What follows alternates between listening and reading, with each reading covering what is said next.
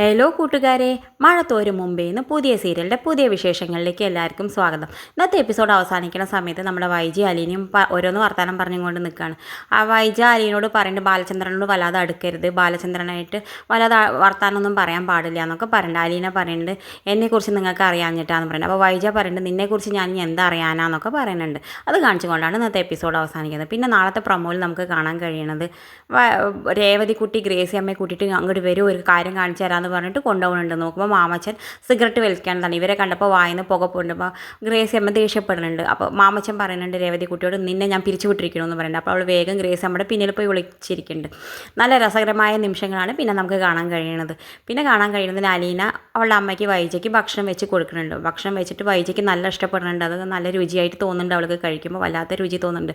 പിന്നെ അവൾ മുത്തശ്ശിക്ക് ഭക്ഷണം കൊടുക്കാൻ പോകുന്നുണ്ട്. അപ്പോൾ മുത്തശ്ശി ചോദിക്കേണ്ട എടി ഇത് ആരുണ്ടാക്കിയതാ, നീ ഉണ്ടാക്കിയതാണോ പറയുമ്പോൾ നന്നായിട്ടുണ്ട്, നല്ല ഭക്ഷണമാണെന്നൊക്കെ പറയുന്നത്. ഇതന്നെ മുത്തശ്ശിയുടെ മോളും പറഞ്ഞെന്നൊക്കെ പറയുന്നുണ്ട്.